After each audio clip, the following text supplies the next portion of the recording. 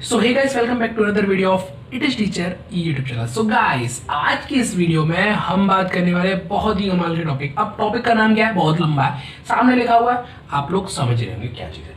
लेकिन हाँ देखो, इस वीडियो को देखना आपको क्यों चाहिए मैं इसलिए बताता हूँ, क्योंकि देखो यूट्यूब पे ना वीडियोस की कोई कमी नहीं है। कमी तो है किस चीज़ की, डाउट सॉल्व करने की। तो देखो यार, अगर इस वीडियो में आपको एक भी डाउट रह जाता है तो इसका मतलब ये रहेगा कि कहीं मेरा एफर्ट जो है समझाने का कम रह गया है। तो अगर आपको कहीं पे भी कोई भी डाउट बचता है, आप नीचे कमेंट सेक्शन में फटाक से कमेंट कीजिए और आपको मैं एक स्पेशल वीडियो में सारे डाउट्स को क्लियर करने की पूरी कोशिश करूंगा। वैसे मैं कोशिश करूंगा कोई डाउट आपका इस वीडियो में बचे ही ना। ठीक है, तो आइए जल्दी से इस वीडियो को स्टार्ट कर लेते हैं। तो जैसा कि हमारा आज का टॉपिक है कि अनंत विस्तार की एक समान रूप से आवेशित पतली समतल प्लेट के कारण विद्युत क्षेत्र, शीट मतलब प्लेट। ठीक है, तो ये हमारे पास क्या है, एक शीट है। सही है, हमने पहले से बना दिया है ताकि वीडियो तो लंबा ना हो और इंटरेस्टिंग भी बने। समझ में आई? तो एक समान रूप से ये क्या है, धनावेशित है, जितना मैं समझ में आ रहा है। तो हमने यहाँ पर क्या किया, एक बेलनाकार गॉसियन पृष्ठ खींचा। भाई सिंपल सी बात है, हम गॉस की प्रमेय का अनुप्रयोग करना है। इसका मतलब क्या है कि हमको गॉसियन पृष्ठ तो खींचना ही पड़ेगा। भाई सिंपल सी कहानी, गॉस जो गॉसियन पृष्ठ है तो खींचना पड़ेगा ही पड़ेगा। तो हमने गॉसियन पृष्ठ खींच लिया। तो अब ये जो गॉसियन पृष्ठ है, इसके आगे कहानी क्या है, तो हम क्या मान के चलते हैं कि इस ये जो गॉसियन पृष्ठ है इसका एक चीज होती है, जैसे हम बोलते हैं पृष्ठीय आवेश घनत्व। क्या होता है, पृष्ठीय आवेश घनत्व। और हम इसको किससे रिप्रेजेंट करते हैं, जी हाँ, आप सबके फेवरेट सिग्मा से। और सिग्मा होता क्या है, जितना आवेश है बटे उसका क्षेत्रफल, यही होता हमारा पृष्ठीय आवेश घनत्व। तो ये तो हो गया पृष्ठीय आवेश घनत्व। तो ये जो पृष्ठीय आवेश घनत्व सिग्मा बराबर क्यू अपॉन में आया है, ये बेसिकली और कुछ नहीं, ये जो आपका पृष्ठ दे रखा है इसका पृष्ठीय आवेश घनत्व है। जैसे मैं मानता हूं कि यहाँ बीच में भी देखो, ये जो क्रॉस सेक्शन है पूरी की पूरी लाइन पर सेम रहने वाला है, यानी मानते हैं कि इस जगह पर भी आपका जो क्षेत्रफल है वो सेम रहेगा। ठीक है, तो इस पर भी आवेश मिलेगा आपको, और इसका क्षेत्रफल कितना है, ए है, हम मान के चलते हैं इस बात को। ठीक है, तो हमने मान लिया कि ये जो पृष्ठीय आवेश घनत्व है वो सिग्मा क्या है, क्यू अपॉन में ए है। अब हम क्या करेंगे, तो देखो हम लोग जानते हैं, हम हमेशा ना एक बेचारे पी का सहारा लेते हैं किसी भी डेरिवेशन में। तो अब हम क्या करेंगे, इस शीट से आर दूरी पर हम क्या करेंगे, एक बिंदु पी मान लेंगे, या आर दूरी भी छोड़ो, हम सिंपली क्या कर रहे हैं, यहाँ पर एक बिंदु पी मान लेंगे। इस जगह पर इसके सेंटर पर नाम दे देते, चलो इसका पी यहाँ लिख देते हैं। दिख रहा है कैमरे में? अरे यार थोड़ा सा इशू है, कोई नहीं, अभी करते हैं सॉर्ट आउट। ठीक है, अब दिखाई दे रहा है, चलिए चलते हैं। तो ये बिंदु पी है और इसको हमने पी से रिप्रेजेंट कर दिया यहाँ पे, जैसा आप देख रहे हो।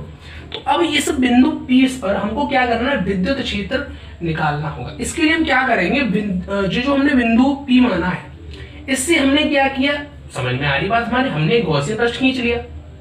समझ में आई? अच्छा, ये गॉसियन पृष्ठ कैसा है, जिसका जो क्षेत्रफल है वो ए है, बात कर चुके हैं, और इसकी जो लंबाई है वो 2r मानेंगे, ताकि हमें जो डेरिवेशन करते समय कोई कैलकुलेशन के टाइम कोई दिक्कत ना आए, कोई ज़्यादा रॉकेट साइंस ना लगानी पड़े, कोई ज़्यादा गुणा भाग ना करना पड़े। तो कोई सीधी सी कहानी है, गुणा भाग ना करना पड़े, उससे बचने के लिए हम क्या करेंगे, इसकी जो लंबाई से 2r मान लेंगे। तो अब क्या करते हैं, देखो 2r क्या होता है, r प्लस r, यानी हम क्या करेंगे, देखो इसकी ये लंबाई यहाँ तक मिडिल है, यानी यहाँ से लेकर यहाँ तक की जो दूरी है वो r मान लेते हैं, और यहाँ से लेकर वापस इस वाले पॉइंट तक की दूरी उसको r मान लेते हैं। तो टोटल 2r हो जाएगी, हो जाएगी नहीं हो जाएगी, बिल्कुल हो जाएगी। तो ये बात समझ में आ गई हमारे। तो ये हमारा ए क्षेत्रफल और 2r लंबाई का एक बेलनाकार गॉसियन पृष्ठ हो गया। सही है, इसकी हमने कल्पना कर ली। अब हम क्या करेंगे, इस पर कुछ अल्पांश क्षेत्रफल लेंगे। हम जानते हैं आगे की कहानी हम क्या करते हैं, अल्पांश क्षेत्रफल लेते हैं। तो देखो अब क्या करने वाले हैं, हम क्या करेंगे, यहाँ पर कुछ क्षेत्रफल लेंगे। तो देखो एक हम लेंगे यहाँ पर, इस वाला जो वक्र पृष्ठ है इसका, देखो जैसे ये मान के लो बेलन है, और इस बेलन का ये जो सरफेस देख रहे हो ना, ये वाला जैसे मैं घुमा रहा हूं, इस वाले सरफेस पे हमने ये वाला क्षेत्रफल ले लिया है। बात समझ में आ गई? अब देखो एक जो क्षेत्रफल हम लेंगे यहाँ पर, यानी जैसे ये आपका बेलना का पृष्ठ है, तो उसका ये वाला इस साइड का जो क्षेत्रफल है ना, उस पर हम एक पृष्ठ अल्पांश क्षेत्रफल लेंगे। सिमिलरली उसी तरह हम एक क्षेत्रफल यहाँ पर लेने वाले हैं। तो 1 2 3 क्षेत्रफल ने ले लिया। अब चलो जल्दी से इनका नाम दे देते हैं।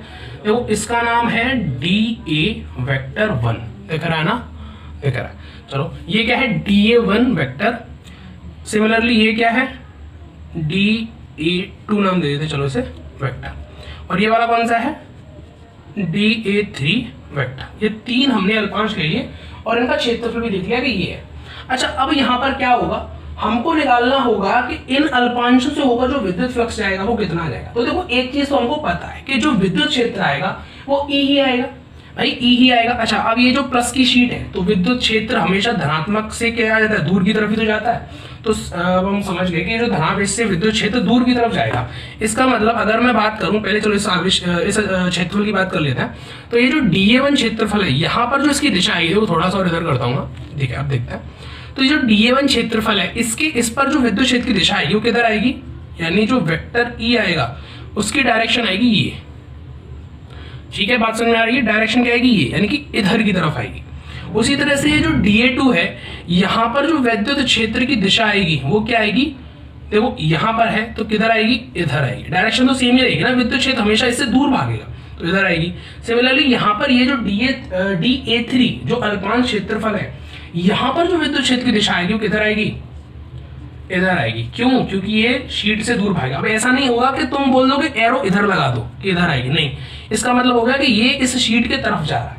हमको क्या पता है कि जो विद्युत क्षेत्र मतलब सॉरी जो धनात्मक आवेश होता है उसकी वजह से जो विद्युत क्षेत्र की दिशा आती है वो उससे दूर जाता है, मतलब उसी आवेश से दूर भागता है।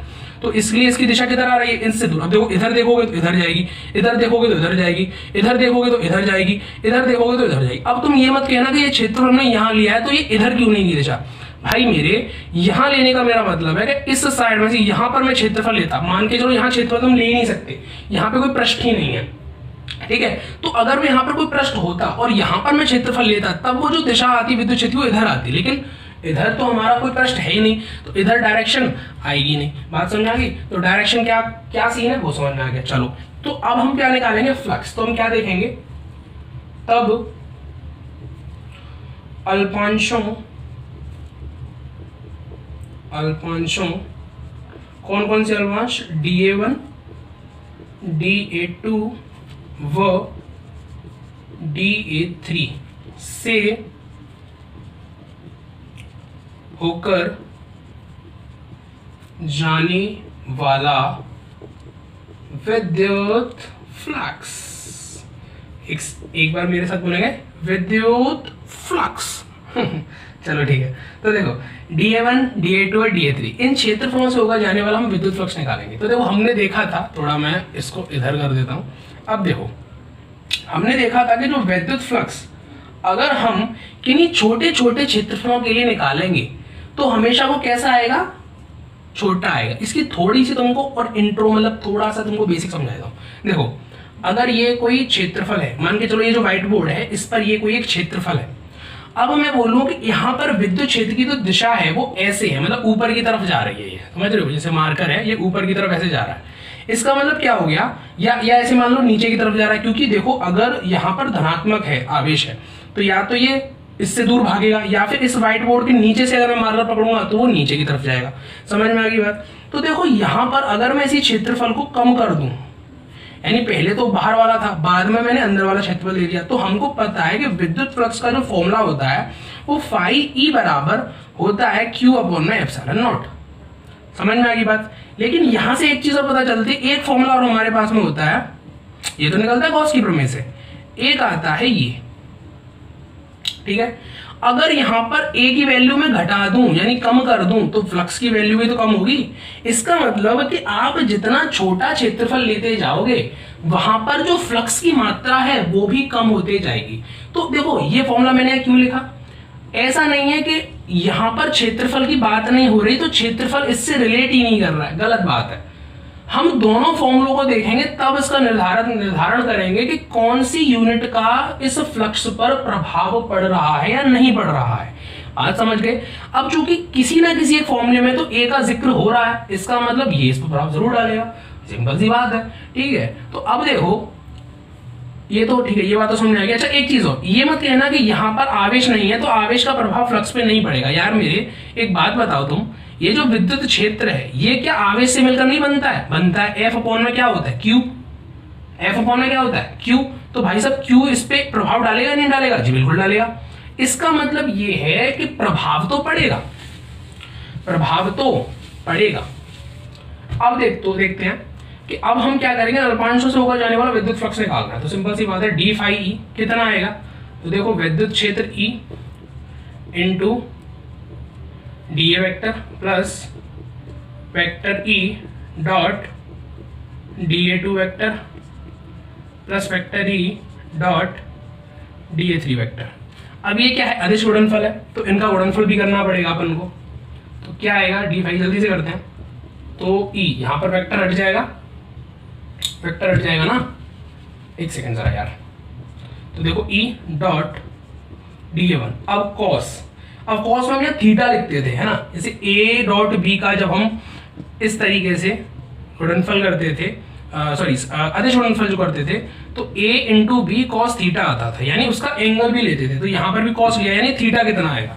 तो वो कैसे पता चलेगा, इन दोनों के बीच का जो डायरेक्शन है, सॉरी जो एंगल है। तो अब देखो जरा यहाँ व्हाइट बोर्ड पे कि ये DA1 ये DA2, तो DA1 की जो डायरेक्शन वो भी इधर है और E की डायरेक्शन वो भी इधर है, यानी दोनों ही इधर की तरफ जा रहा है। यानी थीटा कितना आएगा यहाँ पर, 0 डिग्री आएगा। बात समझ में आ गई। इसका मतलब यहाँ पर मैं जो एंगल लिखूंगा वो 0 degree plus E into DA2। अब यहाँ एंगल कितना आएगा, तो देखो ये जो DA2 है, ये इसका क्षेत्रफल की जो दिशा इधर है, इधर नहीं है, क्योंकि ये हमने किधर लिया। देखो बात समझो, बात समझने का खेल क्या है, ये मार्कर है, इसके इस जगह पर हमने कोई क्षेत्रफल ले रखा है, इस जगह पर। तो जब इस जगह पर क्षेत्रफल ले रखा है, मान के चलो इतने पीस को मैं ऐसे काट दूं, तो ये क्षेत्रफल ऊपर की तरफ दिखाई देगा, इस तरीके से ऊपर की तरफ। इस वजह से हमने क्या किया, यहाँ पर ये जो क्षेत्रफल लिया है वो हमने ऊपर की तरफ माना है। बात समझ में आ गई, ठीक है। अब देखो ये क्षेत्रफल इधर हो गया, यहाँ पर विद्युत क्षेत्र दिशा इधर हो गई, यानी थीटा कितना आएगा, 90 डिग्री। तो यहाँ क्या लिख देंगे, 90 degree plus E into DA3। अब यहाँ पर एंगल क्या आएगा भाई, सिंपल सी बात है, E भी इधर है, DA3 भी इधर है, यानी थीटा कितना होगा, 0 डिग्री, यानी ये कितना होगा, 0 डिग्री। और हम सबको पता है मैथमेटिक्स में बहुत अच्छे नंबर लाए हैं, हम पास हुए हैं और नॉलेज भी लेकर निकले हैं कि cos 0 की वैल्यू 1 होती है। इसका मतलब ये क्या होगा, EDA1 प्लस 90। अब यहाँ पर cos लगाना मैं भूल गया, तो तुमने बताया नहीं और हमने देख लिया तो हमने लगा दिया। अब देखो cos 90 की वैल्यू क्या होती है, 0, ये क्या हो जाएगा, 0 प्लस cos 0 की वैल्यू होती है 1, गुणा करोगे क्या मिलेगा, EDA3। अब मुझे पता है कुछ बच्चों को ये समझ नहीं आ रहा होगा, डायरेक्ट 90 से 0 या ये cos 0 कहाँ गया भाई मेरे, इसकी वैल्यू 1 होती है, इस पूरे की वैल्यू भी क्या होती है, 1 होती है। तो इस पूरे का गुणा इसमें करोगे, इसका मान क्या, 1, इसका गुणा इसमें करोगे यही आएगा। ये भी तो गुणा कर रहा है तो ये भी तो गुणा ही करेगा। उसी तरह से cos 0 भी यहाँ गुणा कर रहा था, तो इसकी वैल्यू है 1, वो भी यहाँ गुणा करेगा, बस ये आ गया। तो ये दोनों तो क्लियर हो गया होगा। अब बात आई 0 की, ये क्या बवाल है भैया, cos 90 की वैल्यू 0 होती है। अगर आपको नहीं पता तो मैं बता देता हूँ, क्लियर करते चलेंगे पंडों को, ऐसी कोई बात नहीं है।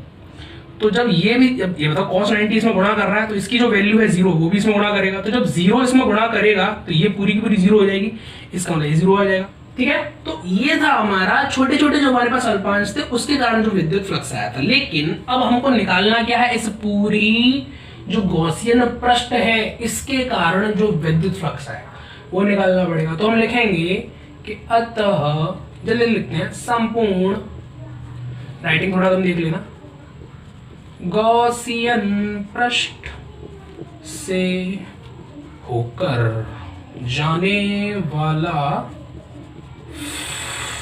फ्लक्स या फिर विद्युत फ्लक्स। ठीक है, अब निकालेंगे इस पूरे गॉसियन पृष्ठ के विद्युत फ्लक्स। तो क्या आएगा, देखो इधर क्या है फाई, दोनों तरफ समाकलन कर देंगे तो इधर तो डी मतलब अवकलन हो रहा है, इंटीग्रेशन करोगे तो इंटीग्रेशन से डिफरेंशियल क्या होगा, कैंसिल आउट हो जाएगा। इधर करोगे दोनों तरफ करना पड़ेगा ना मैथमेटिकली हमको, तो ई डॉट DA1। लेकिन कैसा होगा, पृष्ठीय समाकलन, उसी तरीके से कैसा होगा, पृष्ठीय समाकलन, समझना की बात। अच्छा एक चीज और बताओ, ई क्या है, कांस्टेंट है। कैसे कांस्टेंट है, पिछली वीडियो में देख चुके हैं। अगर फिर भी कोई भी डाउट आ रहा है तो चलो एक बार और समझ लेते हैं। हाँ क्या दिक्कत है, ई यहाँ पर क्या है, नियतांक है। क्यों, क्योंकि ई का मान हम पहले ही मान चुके हैं। क्यों मान चुके हैं, एक बात बताओ, ई क्या होता है, F/Q। अगर ये फिक्स कर दिया तो ये भी फिक्स हो जाएगा, सही कह रहा हूं ना भाई। अगर इसका मान फिक्स है तो ये भी फिक्स हो जाएगा भाई। बल तो समान ही लगेगा ना। अगर ये आवेश है, अगर मैं इसको किसी विद्युत क्षेत्र में रखता हूं तो कितना बल लगेगा, वो फॉर्मूला भी हम यहीं से निकाल देते। क्या निकाल देते? F बराबर, इसको उधर पक्षांतर कर देते थे तो Q बराबर E आता था, सॉरी F बराबर Q इंटू E आता था। तो जब मैंने आवेश को फिक्स कर दिया तो बल भी फिक्स हो गया, और बल फिक्स हो गया इसका मतलब विद्युत क्षेत्र भी फिक्स हो गया, यानी तीनों चीजें फिक्स हो गई। तो जब मैंने बोल दिया एक समान रूप से आवेशित है, मतलब कहीं ना कहीं इसका आवेश तो मैंने फिक्स ही कर दिया। जब मैंने आवेश फिक्स कर दिया तो उसकी वजह से विद्युत क्षेत्र ये भी क्या हो गया? फिक्स, मतलब कि नियत। क्या हो गया? नियत। अरे इसको हटा दूं यार। देखो यार अभी कांस्टेंट है, अब देखो जल्दी से करते हैं। अब यहां पर क्या सीन आएगा? E डॉट ए, तो यहां पर जो इंटीग्रेशन dA1 है उसका मान A क्यों आया? देख लो कैसे आया जी। हमने तो A लिख दिया, पर कोई रीजन तो होगा इसके पीछे, बताएं, सही बताओ, बताएं, चलो बताते हैं। देखो यार ये गॉसियन ब्रश है, इसको छोटे छोटे टुकड़ों में तोड़ लो, ऐसे करके ऐसे करके ऐसे करके। अभी मन नहीं भरा और तोड़ लो, अरे अभी और मन नहीं भरा तो और तोड़ लो, और टुकड़े करने हैं, चलो आराम से कर लेना, वीडियो लंबा हो जाएगा, 8 टुकड़े करके मैं जोड़ूंगा तो अभी इतने से समझ लेते। तो देखो यार जैसे टुकड़े 3 हमने किए थे वैसे हमने 8 टुकड़े और कर लिए। मैं बोल रहा हूँ इस पर हमने और अनगिनत टुकड़े कर लिए। अब इन चीजों को अलग अलग करके जब तुम जोड़ोगे तो वापस से तुम्हें यही प्रश्न तो मिलेगा। नहीं समझे? देखो ये तुम्हारे पास में एक शीट है, तुमने क्या करा, इसको बराबर बराबर भागों में तोड़ दिया, सही है। अगर बीच की लाइनों को मिटा दूं, इन बीच की लाइनों को मिटा दूं, यार डायग्राम छोटा हो गया, इसको बड़ा बनाता हूं। तो देखो मैंने क्या बोला, अगर मान के चलो ये इस तरीके से मैंने एक शीट ली, अब इस शीट के मैंने क्या करा, 4 भाग कर दिए बराबर, सही है, यानी 4 भागों में डिवाइड हो गई है। लेकिन अगर मैं इन चारों खानों को, यानी जो दोनों लाइन मैंने करी थी, इन दोनों को मैंने भैया मिटा दिया। अब मुझे बताओ ये पहले जैसा बन गया ना, इसका मतलब कि अगर मैं इनको छोटे टुकड़ों में बांट दूं और उसके बाद उन टुकड़ों को वापस से जोड़ दूं तो मुझे वही चीज मिल जाती है। कहने का मतलब ये वाला जो क्षेत्रफल था dA3, अगर मैं इस dA3 को, यानी मान के चलो ये तो dA3 था, अगर मान के यहाँ पर एक और मैं क्षेत्रफल ले लेता तो उस क्षेत्रफल को और इस क्षेत्रफल को और इसके अंदर इस तरीके से मैं जितने क्षेत्रफल करता केवल और केवल यहाँ पर, तो उन सबको मैं जोड़ता तो वापस से मुझे वो क्षेत्रफल नहीं मिल जाता जितना कि एक्चुअल में ये क्षेत्रफल है, मिल जाता ना, जिस तरीके से हमने शीट का एग्जांपल लिया। समझ में आई बात? उसी तरीके से dA3 का अगर सभी पार्ट्स को जोड़ दो, इस समाकलन का अर्थ होता है जोड़ना, मतलब छोटे छोटे टुकड़ों को वापस से जोड़ देना। तो हमने जोड़ दिया तो वापस से हमें क्या मिला, क्षेत्रफल A। समझ में आ गई? उसी तरीके से इधर ये जो क्षेत्रफल लिया है हमने ये वाला, ठीक है, यहां पर मान के चलो मैं एक क्षेत्रफल और ले लेता और ऐसे नहीं जाने कितने सारे क्षेत्रफल में ले लेता, उन सबको वापस में एक दूसरे से जोड़ता तो फिर भी मुझे A मिल जाता। क्यों? क्योंकि इसका भी तो मतलब ओवरऑल क्षेत्रफल ये वाला क्षेत्रफल है, वो ओवरऑल भी तो A ही है ना, यानी ओवरऑल इस पूरी लेंथ पर जितना क्षेत्रफल है कितना है, वो A ही है। समझ में आ गई बात? तो इस वजह से इन सबको जब तुम जोड़ोगे ये क्षेत्रफल ही मिलेंगे तुम्हें। आएगी बात समझ में? इसलिए हमने इंटीग्रेशन dA वेक्टर dA1 और इंटीग्रेशन dA3 इन दोनों का योग क्या रखा है, A रखा है। समझ गए बात? यानी अब इन दोनों को हम जोड़ देंगे तो देखो क्या मिलेगा हमको, फाई E बराबर 2EA। समझ में? इसको इक्वेशन नंबर 1 मान लेते हैं, बहुत देर से कोई इक्वेशन मानी नहीं है, चलो इसे मान लेते हैं, सही है। अब देखो ये तो फ्लक्स हो गया, नॉर्मली जो फॉर्मूला होता है E इंटू ए के द्वारा, लेकिन हमने यहाँ पर एक गॉसियन पृष्ठ खींचा ये वाला, तो इस गॉसियन पृष्ठ में गॉस की प्रमेय भी लगानी पड़ेगी। तब हम क्या लिखेंगे कि गॉस की प्रमेय से गॉस, या पहले लेते हैं गॉसियन पृष्ठ, क्योंकि पहले यहाँ से हमें आवेश निकालना पड़ेगा। क्यों? देखो गॉस की जो प्रमेय होती है वहां से जो हमें फ्लक्स मिलता है फाई E बराबर वो होता है Q अपॉन एप्सिलॉन नॉट। अगर हमारे पास में ये आवेश ही नहीं है तो कैसे निकालोगे, यानी आवेश पहले निकालना पड़ेगा। वो कैसे निकालेंगे, चलो देखो इस बात को। तो गॉसियन पृष्ठ पर, या ऐसे लिखो गॉसियन पृष्ठ के अंदर, ये इसके अंदर होगा ना, गॉसियन पृष्ठ के अंदर कुल आवेश, सही है, कितना आएगा। देखो हमने ना एक चीज मानी थी पहले, पृष्ठीय आवेश घनत्व जो सिग्मा था वो क्या होता था, Q अपॉन में A। मैं लिखा चुका हूं पहले लेक्चर्स में। तो हमने ये फॉर्मूला माना था, अगर मैं यहां से Q का मान निकालना चाहूं, क्या निकाल सकता है? बिल्कुल। A को अगर मैं इधर पक्षांतर कर दूं तो Q बराबर क्या मिलेगा? Sigma into A। आई बात समझ में? क्या आई बात समझ में जी? मेरे ख्याल से आई होगी। देखो यहां से अगर हम A को इधर पक्षांतर करते तो Q का मान निकल आएगा ना। अब हमने Q का मान क्यों निकाला? क्योंकि हमको यहां रखना है। वैसे मैं इस डेरिवेशन को थोड़ा सा एक स्टेप आगे करके तुम्हें समझा रहा हूँ, समझ रहे हो? यानी मेरी तरह समझो, मैं किस तरीके से तुम्हें समझाना चाह रहा हूँ, ठीक है? इस तरीके से समझोगे तो ज्यादा देर तुम्हें ध्यान रहेगा, एग्जाम में अच्छे तरीके से लिख के आ पाओगे। हमको पहले ये नहीं समझना होगा कि हमने ये आवेश क्यों निकाला, जरूरत क्या पड़ी। हमको पता था कि गॉस की प्रमेय में हमको रखना है, तो इसके लिए हमको आवेश की जरूरत है, आवेश की जरूरत है। इसलिए हमने क्या किया, जो फॉर्मूला हमने शुरुआत में माना था वहां से हमने आवेश निकाल लिया। अब इस आवेश को आराम से यहां रखकर निकाल लेंगे भैया आंसर। सही है ना? सही, सॉरी फॉर दैट। अब देखो, अब यहां पर हम क्या करेंगे, गॉस की प्रमेय में आवेश को रख देंगे, तब लिखेंगे तब गॉस की प्रमेय के नियम के अनुसार, ठीक है, इसके अनुसार क्या निकाल रहे हैं हम? विद्युत फ्लक्स कितना आएगा? एक इक्वेशन फर्स्ट वो थी, अब यहां से बनाएंगे। तो देखो ये भी मैंने पहले लिखा समझाने के लिए। तो देखो मैंने तुम्हें क्या समझाया कि पहले मैंने ये फॉर्मूला लिखा, क्यों? क्योंकि तुमको पता चले कि ये हम जो आवेश निकालने वाले क्यों निकाल रहे हैं, क्योंकि हमको इस प्रमेय में रखना है। समझ में आ रही बात? तो इस प्रमेय में रखना है, इसलिए हमने क्या करा, आवेश निकाला। अब उसके मान को यहाँ रख देंगे। देखो की वैल्यू क्या है? सिग्मा इंटू ए अपॉन में एप्सिलॉन नॉट। इसको इक्वेशन नंबर 2 मानते हैं, यानी फाई ई बराबर, भाई इसके बराबर ये है, उसके बराबर ये होगा, समझ रहे हो? तो फाई ई बराबर सिग्मा ए अपॉन में एप्सिलॉन नॉट, और ऊपर क्या दे रखा है? 2 इंटू ई ए। यानी क्या करेंगे, इन दोनों इक्वेशंस को एक दूसरे के बराबर रख देंगे। क्यों? क्योंकि ये भी फाई ई है, ये भी फाई ई है। तो चलो देखो कैसे रखते हैं। तो समीकरण 1 व समीकरण 2 से क्या मिलेगा? देखो इधर आएगा 2 इंटू ई ए, ठीक है, और इधर क्या था हमारा? सिग्मा इंटू ए अपॉन में एप्सिलॉन नॉट, यही था ना? सही है। देखो अब क्या करेंगे, इस ए से ए कैंसिल आउट हो जाएगा, यानी ये जो एरिया है इसका, इधर भी एरिया इधर भी एरिया कैंसिल आउट हो जाएगा। तो यहाँ से जब ई निकालेंगे तो 2 को इधर पक्षांतर कर देंगे, तो सिग्मा अपॉन में 2 एप्सिलॉन नॉट। वाह, कितना छोटा सा फॉर्मूला आया इतनी बड़ी डेरिवेशन का, देखा? समझ में आई बात? यानी विद्युत क्षेत्र क्या होगा ये। तो अच्छा, ये तो हो गया परिमाण, यानी फॉर्मूले का, जैसे तुम्हें कोई वैल्यू निकालनी है इसकी विद्युत क्षेत्र की कैसे आएगी। लेकिन दिशा की बात करोगे तो दिशा कैसे निकालोगे? तो देखो ये जो शीट थी अगर छोटे रूप में दर्शाए तो इस तरीके से धनावेशित थी, और इसके कुछ दूरी r पर हमने क्या किया था? बिंदु P माना था। यानी यहाँ पर जो विद्युत क्षेत्र की दिशा आएगी वो ये होगी, तो दूर जाएगी इससे। अच्छा एक चीज और देखो, E जो है, E r पर निर्भर नहीं करती। आप इसको नोट्स में लिख सकते हो, निर्भर नहीं करती, ठीक है। फॉर्मूले से पता चल रहा है कि E बराबर सिग्मा अपॉन 2 एप्सिलॉन है। कहीं पर r का जिक्र है, इस फॉर्मूले में r का जिक्र है, मतलब r क्या मतलब है हमारा r बोलने का?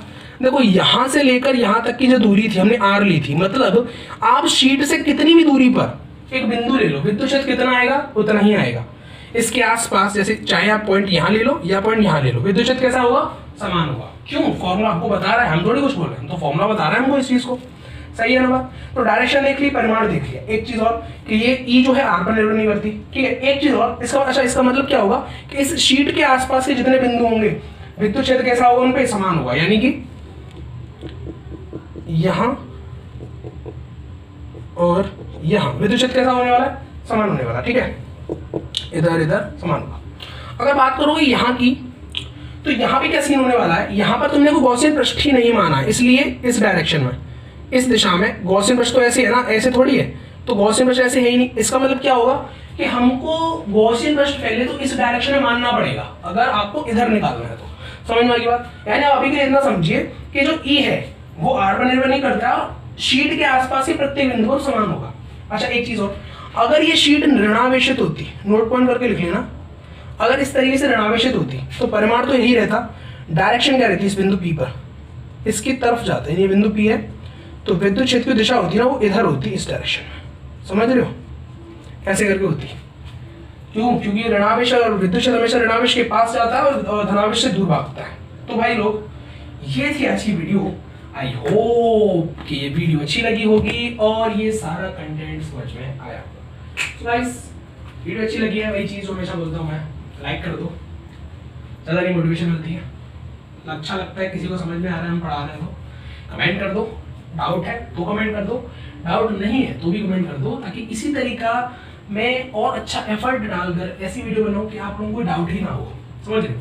और हाँ, कोई चड्डी बड्डी यार दोस्त हो तो उसको भी थोड़ा वीडियो सरका दो, उसको भी सरका दो कि भैया तू भी पढ़ ले। ऐसा मुझे पता है जितने टॉपर लोग होते हैं वो बनाते नहीं हैं, बट हाँ कोई ना कोई एक आध चड्डी बड्डी यार दोस्त होगा, उसको सरका देना।